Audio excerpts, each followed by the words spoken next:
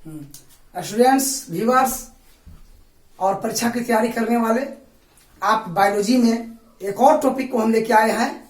इसके पहले हम लोग पढ़ चुके हैं कि भोजन 10 से 12 इंच लंबी ग्रास नली से होते हुए अमाशय में आती है।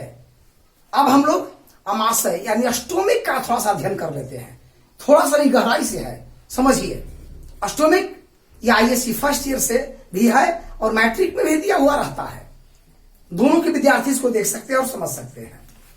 अब इसमें क्या है कि मनुष्य के अमाशय जो है स्टोमिक बाईं ओर पट रूप से पैरेलल होता है। बाईं ओर, दाईं ओर नहीं, बाईं ओर सीना से नीचे, यहां पर जहां सीना की हड्डियां खत्म होती है यहां होता है, और वो पैरेलल समांतर पट होती है। थैलीनुमा रचना है। यहां से भोजन आने के बाद यही देखिए थैलीनुमा रचना आपको जो है, यह है आपको अमाशय का। इसको हम अमाशय लिख सकते हैं। अमाशय यानी स्टोमिक के नाम से भी यहां दिया गया है, दे सकते हैं। अब यहां जब भोजन आने के बाद यह थैलीनुमा आकृति है, प्रत्यास्थ इलास्टिक गुण वाली होती है। भोजन पानी आने के बाद फैल जाती है और पच जाने के बाद सिकुड़ जाती है। फैलने सिकुड़ने की इसमें क्षमता होती है। इसका जो है लंबाई और चौड़ाई एवरेज रूप से लिया जाए तो आपको 10 गुने 4 इंच, 10 गुने 4, 10 के 40 वर्ग इंच, 40 वर्ग इंच 40 स्क्वायर इंच होता है। लेकिन ये औसत रूप से है, बड़े आदमी में बड़े भी, छोटे भी एवरेज रूप से लिया गया है। अब इसमें क्या होता है कि जहां से भोजन इसमें गिरता है, इस पॉइंट को हम लोग, इस पॉइंट को कार्डियक और खास करके कार्डियक ऑरिफिस कहते हैं। कार्डियक ऑरिफिस याद करना होगा, हिंदी इंग्लिश एक नाम, कार्डियक ऑरिफिस, जहां भोजन प्रवेश करती है। इसके बाद, इसके प्रवेश करने के बाद ये वाला एरिया जो है ऐसे करके बना देते हैं, जिसे हम फंडिक प्लस कार्डियक बोलते हैं। Fundic plus cardiac. भोजन के इसमें गिरने के बाद 2 एरिया बन जाते हैं। फिर इधर फंडिक एंड कार्डियक। लास्ट वाला क्षेत्र पाइलोरिक, पाइलोरिक के नाम से जाना जाता है। इस प्रकार अमाशय ये 4 पार्ट्स में विभक्त होते हैं। लेकिन मेढक की अमाशय का थोड़ी सी कंपेयर करते हैं मानव के अमाशय से, तो इसका जगह को यहां ओसोफेजल कहते हैं मेढक वाला में, लेकिन यहां पर कार्डिया ऑरिफिस हो जाता है। अब इस प्रकार की इसकी बनावट होती है। अब इसमें कहने का मतलब यह है कि अमाशय में फर्स्ट इसके जो लेयर होते हैं अंदर, वो चर्बीदार और चिकने होते हैं, चर्बीदार और चिकने। अब इस पर क्या होता है कि इस पे एपिथेलियम,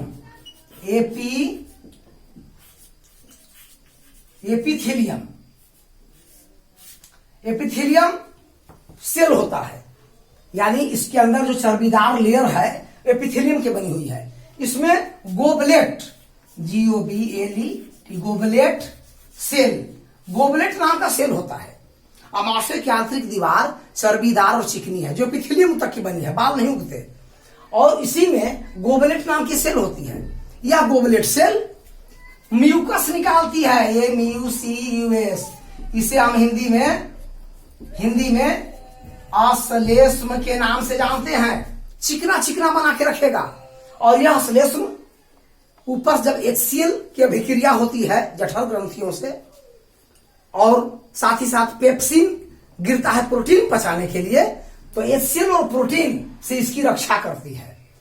एपिथेलियम, इसके अंदर का आंतरिक भाग एपिथेलियम, इसमें होते हैं गोबलेट सेल।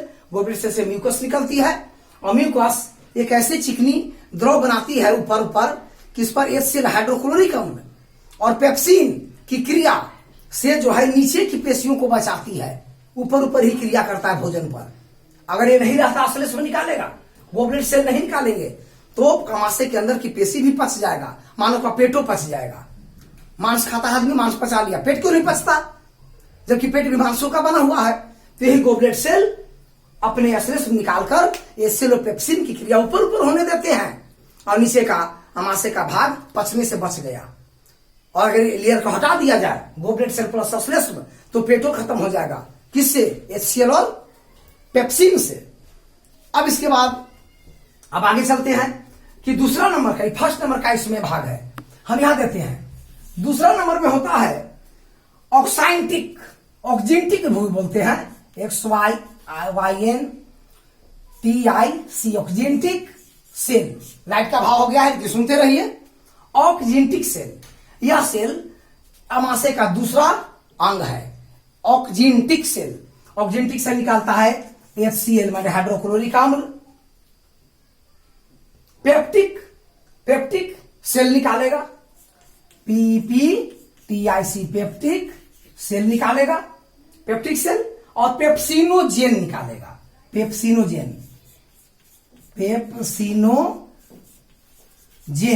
3 चीज निकालता है। ऑक्जेंटिक सेल, अमाशय का दूसरा पार्ट से ऑक्जेंटिक सेल, यह निकालता है HCl, पेप्टिक सेल और पेप्सिनोजेन। उसी प्रकार से तीसरा भाग भी है पाइलोरिक ऑरिफिस, P से पाइलोरिक, ऑरिफिस ORIFIC, ऑरिफिस, यह निकालता है पेप्सिनोजेन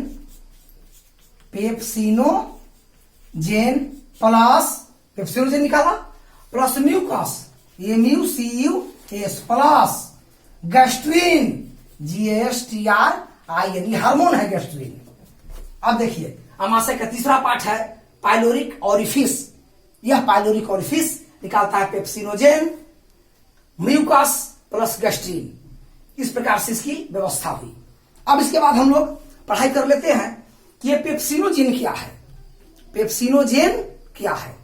पेप्सिनोजेन निष्क्रिय प्रोटीन पचाने वाला एंजाइम है। क्या है? निष्क्रिय प्रोटीन पचाने वाला एंजाइम। यह पेप्सिन हम यहां दे सकते हैं, यहां देख सकते हैं, यहां आपको दिखाई दे रहा है पेप्सिनोजीन। हाइड्रोजन प्लस आयन के साथ अभिक्रिया करके बदल जाता है पेप्सिन में। ये सक्रिय हुआ, एक्टिव ये प्रोटीन को पचाता है और पेप्सिन प्रोटीन को पचाकर पेप्टोन, पॉलीपेप्टाइडेज और प्रोटियोज में तोड़ देता है। फिर से याद करिए, पेप्सिनोजेन निष्क्रिय प्रोटीन एंजाइम है जो हाइड्रोजन के आयन से अभिक्रिया करके पेप्सिन सक्रिय एंजाइम में बदल जाता है। यह पेप्सिन प्रोटीन से अभिक्रिया करके अर्थात प्रोटीन को पचाकर पेप्टोन, पॉलीपेप्टाइडेज और प्रोटियोज में तोड़ देता है, जिससे अवशोषण करना आसान हो जाता है। लेकिन प्रोटीन का अमाशय में आंशिक पाचन होता है, थोड़ा बहुत कहने का मतलब, ज्यादा पाचन आपको आगे बताएंगे अगले भाग में। लेकिन प्रोटीन का थोड़ी सी पाचन अमाशय में होता है, इसलिए कहा जाता है कि प्रोटीन का आंशिक पाचन होता है। आंशिक पाचन हुआ, थोड़ी सी पाचन होती है प्रोटीन की।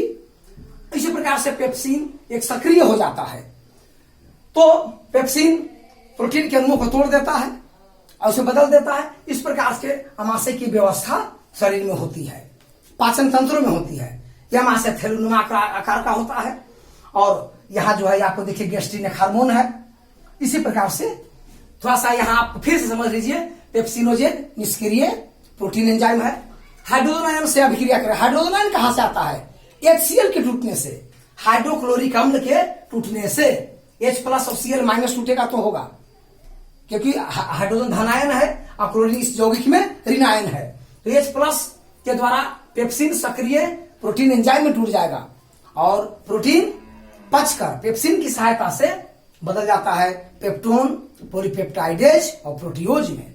इस प्रकार से अमाशय में अभिक्रिया होती है। HCl का कार्य क्या है? भोजन को गलाता है, रोगाणुओं को मारता है, गला करके भोजन को काइल में बदल देता है, लेकिन तत्काल टाइलिन की क्रिया को रोकता है, तत्काल टाइलिन की क्रिया को रोकता है और भोजन को गलाता है, रोगाणु को मारता है। HCl जो जठर ग्रंथि से निकलती है, जठर ग्रंथि 40 मिलियन है अमाशय में।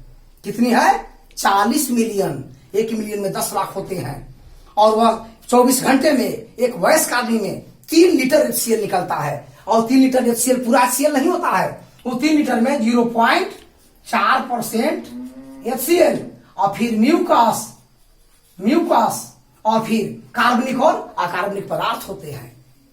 इसमें HCl के लिक्विड में 3 लीटर जो निकला, तो इस प्रकार से इसकी संगठन 0.4% होगा आपको HCl और म्यूकस कार्बनिक अकार्बनिक पदार्थ, और ये जो है भोजन को गलाकर काइल में बदल देते हैं। अब अगली वीडियो में हम लोग मिलेंगे इसमें।